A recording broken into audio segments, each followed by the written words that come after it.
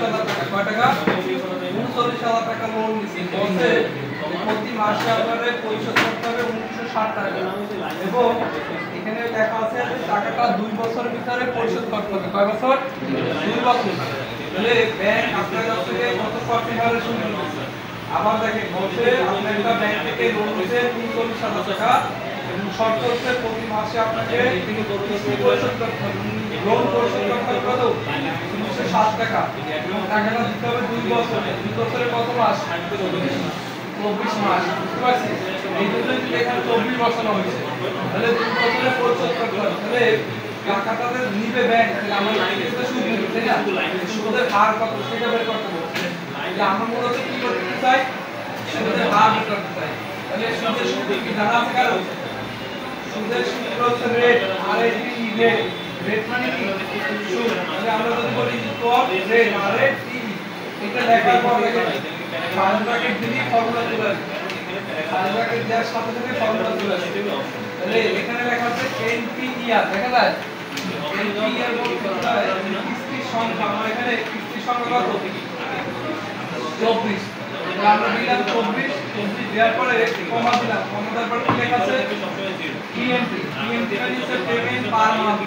এই যে payment per month, আমরা যদি বলি 39,000 টাকা লোন নিলাম আর 1960 টাকা পরিশোধ করলাম, তাহলে এই 1960 টাকা কি আমার 39,000 টাকা থেকে কমবে না বাড়বে? কমবে, তাই তো? ধরেন এখন সেপ্টেম্বর মাস চলতেছে, আমি আগস্ট মাসে লোন নিয়েছি 39,000 টাকা আর সেপ্টেম্বর মাসে 1960 টাকা পরিশোধ করছি, তাহলে অবশ্যই 39,000 টাকা থেকে 1960 টাকা কমবে, তাই না? তাহলে যদি কমে সেটা মাইনাসে থাকে। এটা কিসের মাইনাস? তাহলে এখানে মাইনাস দিলাম, এরপর কত? 1960। তাহলে একটা জিনিস মনে রাখবেন, যেই জায়গায় এই পিএমটি নামে কোনো লেখা আসবে, পিএমটি লেখাটা আসবে যে জায়গায়, তখন কি হবে? পিছনে মাইনাস। এই পিএমটি যেখানেই বসে সেখানে কি হবে? মাইনাস। বুঝতে পারছি? এটা কিন্তু আরো সামনেও আসবে। তাহলে দিলাম পিএমটি মানে 1960, কমা দিলাম। দেখেন এই পিএমটির পরে কিন্তু কমা আছে, আমি এখানে যা চাইতেছে ওটাই দিতেছি। তাহলে কমা দেওয়ার পর বলছি পিবি, পিবি মানে প্রিন্সিপাল ভ্যালু। আমার এখানে প্রিন্সিপাল ভ্যালু কত? 39,000 টাকা। দিলাম 39,000 টাকা, এরপর ওকে দিলাম। তাহলে দেখে কত পার্সেন্ট আছে? 1%। 1% হচ্ছে এক মাসের সুদ। কেমনে বুঝলাম এক মাসের সুদ? আমরা যে এখানে টাকা পরিশোধ করছি এটা কয় মাসের? এই 1960 টাকা কয় মাসের? এক মাসের। সুদ তো এক মাসেই আসবে, তাই না? আমি 12 মাসের টাকা পরিশোধ করে করছি, আমি টাকা পরিশোধ করছি এক মাসে, এজন্য সুদ আসবে কি এক মাসে। কিন্তু ব্যাংকের একটা শর্ত আছে। শর্তটা কি? ব্যাংক আমার কাছ থেকে সুদ নিয়ে থাকে বছর হিসাবে। আপনি যদি 6 মাস পর আইনে থাকে তারপর সে 1 বছরের সুদ পাবে। তাহলে এখানে 1 বছরের বের করতে হবে। আবার আপনি দেওয়ার সময় হিসাব করে, তবে দেওয়ার সময় 1 বছরের দেয় না, যত মাসে রাখি তত মাসে রাখি। তাহলে নেওয়ার সময় ওষুধ 1 বছরের হিসাব করবে। তাহলে আমরা এটা বছরে বের করার জন্য কিভাবে বলতে পারি? 1% সুদ কত? কারণ ওটা তো ছিল 1 মাসে, তাহলে আমি 12 মাসে গুণ করলেই তো হয়। তাহলে যদি এটা দেয় তাহলে আসছে কত? 0.158, তাই তো? মানে সামথিং 158 করলে তো বললেই হয়, এরপর বাকিগুলো সামথিং লাগে না।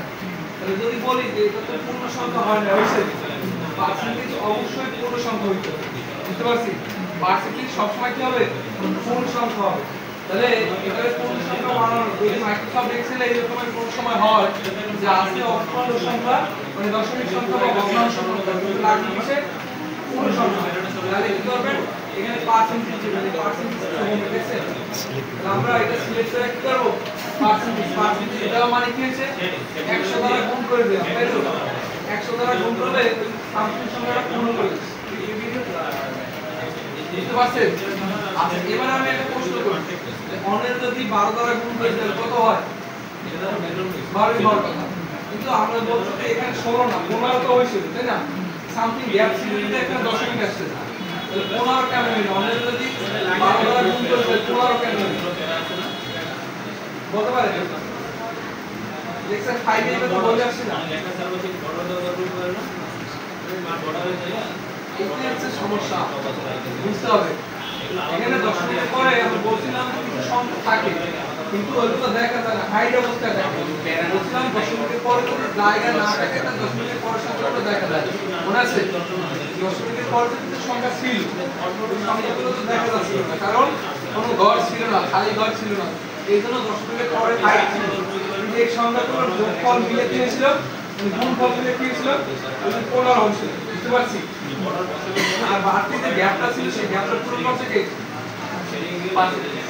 এটা আরেকবার দেখি যে আমরা একটা ঘর সিলেক্ট করলাম সূত্রটা কি ছিল এই সূত্রটা মনে রাখবেন যেমন আমরা অঙ্ক করার সময় বলি না যে সুদ আসলে সূত্র করার সময় আর মানে রেট এন মানে বছর মানে সময় হ্যাঁ আবার আই মানে ইন্টারেস্ট এগুলোই সেম কথাই তাহলে এখানে বলা আছে এনপিডিআর মানে কিস্তির সঙ্গে সময় বলা আছে 24 টা কিস্তি না 24 টা কিস্তি কমা পিএফটি কি হবে মাইনাস এই সূত্রটার ক্ষেত্রে লেখা না পিএফটি যেখানেই বলবে সেখানেই হবে মাইনাস মাইনাস পিএফটি কমা এখানে পিএফটি মানে প্রিন্সিপাল ভ্যালু এবার 1% আসবে হ্যাঁ তাহলে এটাকে গুণ করব কত দ্বারা 12 দ্বারা এটা গুণ 12 কেন কারণ আমাদের বছর হচ্ছে 12 মাস 13 হচ্ছে 13 মাসই দিতে হবে তাহলে ওকে দেওয়ার পর যেটা আসবে সেটা শান্তি দশমিক হয়ে গেছে পূর্ণ সংখ্যা হয় না এটার পূর্ণ সংখ্যা বানানোর ক্ষেত্রে হচ্ছে কি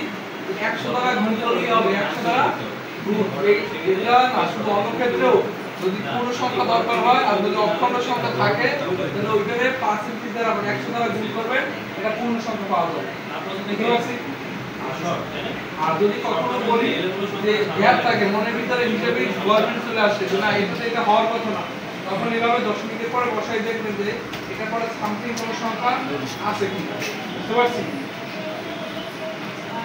আমার এটা বাদ দেওয়া যায় এটা লেকচার 5 এ শিখছিলাম এরপরে যেটা আছে পরবর্তীতে এইটা এটা কারো আর কোনো প্রবলেম আছে পরবর্তী অঙ্কটা দেখেন পরবর্তী অঙ্কটা বলা আছে যে 12% আর সুদ 10,000 টাকা ঋণ মঞ্জুর হলো প্রতি মাসে 500 টাকা করে কিস্তি জমা দিলে মোট কত কিস্তিতে টাকা পরিশোধ হবে ধরেন আপনি একটা ব্যাংক থেকে লোন নিছেন 10,000 টাকা এবং বলছে আপনার কাছ থেকে সুদ নেবে কত পার্সেন্ট 12% এর আগের অঙ্কটা শুধু বলছিল সুদের হার বের করো আমরা সুদের হার বের করতে কত 16% এটা পার্সেন্ট বলে দিয়েছে সুদের হার কত 12% এবং এখানে টাকাও দেওয়া আছে কিস্তি পরিশোধ কত বলবে 500 আগেরটা ছিল 107 এবং আগেরটা বলছিল কত 39,000 এটা হলো কত 10,000 কিন্তু আগেরটায় একটা জিনিস বলা ছিল কিস্তি ছিল কত 24টা কিন্তু এটা কি বলা নাই কিস্তি বলা নাই তাহলে আপনি ধরেন একটা সাধারণ গ্রাহক লোন নিল সে অবশ্যই প্রশ্ন করবে না আমার কয়টা কিস্তি দিলে ফার্স্ট প্রশ্ন ওই কিস্তিটা পরিশোধ হবে অবশ্যই প্রশ্ন করবে তাই না তখন আপনি কিভাবে বের করবেন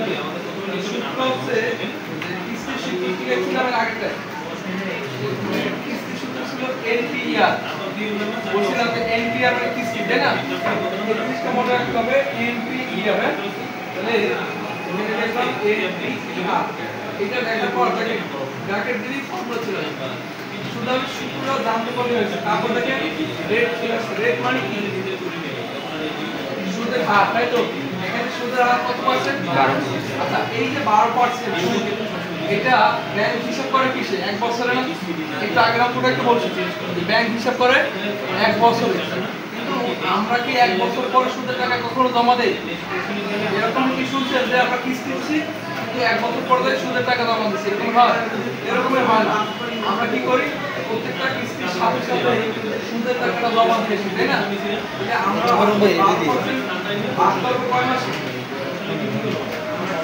কারণ কিস্তি দিচ্ছি কয়টা 12 মাসে 12 কিস্তি দিচ্ছি না এই জন্য সুদ যে কয় টাকায় সুদ হবে সুদটাকে ভাগ করে দিচ্ছি কিস্তির উপর তাই তো দেখবেন প্রত্যেকটা কিস্তিতে যে টাকাটা হয় তারপর সামথিং গ্যাপ আসে অল্প কিছু টাকা আসে যে টাকাটা এই সুদের হিসাব বুঝতে পারছি যেমন আপনি যদি 10,000 টাকা লোন নেন হিসাব অনুযায়ী তাহলে আপনি 1,000 টাকা পরিশোধ করতে পারবেন কিন্তু আপনার কাছ থেকে 1,200 টাকা নেবে বা 1,300 টাকা নেবে প্রতি মাসে দেখুন ওই যে 300 টাকা আছে সুদ বুঝতে পারছেন আচ্ছা তাহলে এই যে বললাম যে 12% না হয় যেখানে 16 হইতো তারপরে ভাগ কত হইতো 12 যদি 8 হইতো তারপরে ভাগ কত কারণ বছরটা চেঞ্জ হবে পার্সেন্টেজ কম বেশি হইতেই পারে কিন্তু ভাগ 12 হবে কারণ 12 মাস ভাগ করেছি টিএমটি থাকলে মাইনাসের বলে টিএমটি থাকলে মাইনাসের বাঘের কমা দিলাম, কমা দেওয়ার পরে ভেলোসিটি টিএমটি টিএমটিটা সবসময় কি হবে মাইনাস। তাহলে মাইনাস টিএমটি কত ছিল 500। এই 500 যদি আপনি মাইনাস না করেন তাহলে কি হবে দেখেন 10,000 এর সাথে আরো যোগ হয়ে যাবে না। আমরা তো এই পরিশোধ করতেছি তাহলে অবশ্যই আমার থেকে কমবে, এই জন্য এখানে মাইনাস দেখাতে হবে। কমা দিলাম, এখানে প্রিভিয়াস প্রিন্সিপাল ভ্যালু 10,000। তাহলে যদি ওকে দেই তাহলে কত আসছে 22.7। তাহলে এইটা ধরে নিতে হবে যে বাইরে কোনো কিস্তি দেওয়া যায় না, এই জন্য এখানে কিস্তি দিতে হবে 23টা। কয়টা 23টা, বুঝতে পারছি? আচ্ছা এখন কি সবাই একই লোন নেবে? আচ্ছা কেউ লোন নিচ্ছে 50,000 টাকা, 50,000 টাকা লোন নিলে এখানে ভুল আসে না। এইভাবে আসলে মনে করবেন আপনার কাজে কোনো ভুল আছে। কাজে ভুলটা কি দেখেন 50,000 টাকা লোন নিয়ে 500 টাকা কখনোই পরিশোধ করতে পারবে না, এই নিয়ম কোনো ব্যাংকই নাই। তাহলে এখানে আমরা নিয়ম অনুযায়ী দিলাম কত 5,000। তাহলে কয়টা কিস্তি 11টা কিস্তি। দেখেন 5,000 টাকা যদি পরিশোধ করে তাহলে কিস্তি 10টা দিলে আমার থেকে 50,000 টাকা পরিশোধ হবে, তাই না? কিন্তু ব্যাংকের তার একটা লাভের দরকার আছে না, ওই 11 নম্বর কিস্তিতে ব্যাংক কি করবে লাভ হিসেবে নেবে। তাহলে ব্যাংক আমার কাছ থেকে লাভ নিচ্ছে কত টাকা 5,000 টাকা, তাই না? 11টা কিস্তি নিলে তো 5,000 টাকাই হয় সবার মধ্যে, কি তাই না? আমার মতে ব্যাংক আমার কাছ থেকে আরো বেশি লাভ নিচ্ছে। বেশি লাভ দিয়েছে কিভাবে সেটা দেখেন। আমরা ব্যাংক আমাদের থেকে লাভটা বেশি নিচ্ছে কোথা থেকে একটু হিসাব করেন। যে আমরা 50,000 টাকা লোন নিলাম, ধরেন আগস্ট মাসে লোন নিছি আর সেপ্টেম্বরে পরিশোধ করতে কত 5,000, তাই তো? এই যে 5,000 টাকা পরিশোধ করলাম, তাহলে এই 5,000 টাকা আমি কয় মাস কাটিয়েছি? কিন্তু সুদ নিচ্ছে কয় মাসে? 11 মাসের সুদ আমার কাছ থেকে বেশি নিচ্ছে। আমার দ্বিতীয় কিস্তিতে আমার কাছ থেকে 10 মাসের সুদ বেশি নিচ্ছে, তৃতীয় কিস্তিতে 9 মাসে। এরকমের করে লাস্ট কিস্তিটা এখানেও 2 মাসের সুদ বেশি নিচ্ছে। কারণ হিসাব করছে 1 বছর, কিন্তু আমার পরিশোধ হয়ে যাবে কত 11 মাস। এই জন্য ব্যাংক দেখা যায় এরকমের গাড়ি কিনারে সুদের উপর সুদ। সমস্যা আছে কারো? বলতে পারেন সমস্যা থাকে। আগে কি করতে হবে? আগে আমরা সূত্রটা মনে রাখতে হবে, মূল সূত্র রাখতে আমরা এইটা মনে রাখতে আছে। তারপর বলছি কি সুদের হার ভাগ আমার বছর যে মাসের কথা বলছি সেই মাস দিলাম, তারপরে মাইনাস পিএমসি, তারপরে কমা প্রিলিমিনারি প্রিন্সিপাল হবে সুবিধা হবে। কারণ আমি একটা লিখে তাহলে আমার কথা হচ্ছে সূত্রটা লিখতে হলে সব অটোমেটিক চলে আসবে, আর কিছু দরকার নেই। এবার দেখেন একটা অঙ্ক কইরা আমরা শুধু সব চেঞ্জ করতে পারি, 12% হয় এখানে আগে করতে হবে আর তারপর 11টা কিস্তি দেওয়া লাগবে, এটা সামনে কই আসে। আবার বলছি যে 50 না হয় 45 বা 50 না হয় 1 লাখ বা এর বেশি হইতে পারে। যখন কিস্তি বেশি হবে তখন কি ভবিষ্যৎটাও বেশি হবে। গতকাল যেটা করাইছিলাম যখনই আমার অ্যামাউন্ট বেশি হবে, আমরা তাকে ব্যবসার ক্ষেত্রে মূলধন বেশি অবশ্যই খরচটাও তখন বেশি হবে।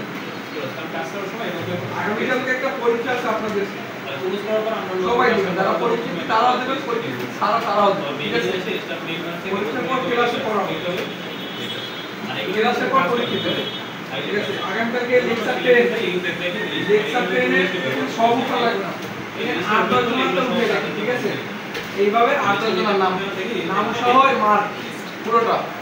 তবে এখানে সব দর্শক এখানে 8-10 জন না, এটা আরো ইম্পর্টেন্ট। এই লেকচার ট্রেনের উপরে একবারে খুঁজে কেটে যা আছে সব করাবো, এটা অনেক ইম্পর্টেন্ট। এটার ভিতরে যে অপশনগুলো আমি ব্যবহার করতেছি এই করতে পারবেন। আর কত হচ্ছে পরশুদিন আর যারা পরীক্ষা তাদের উপরে আবার একটা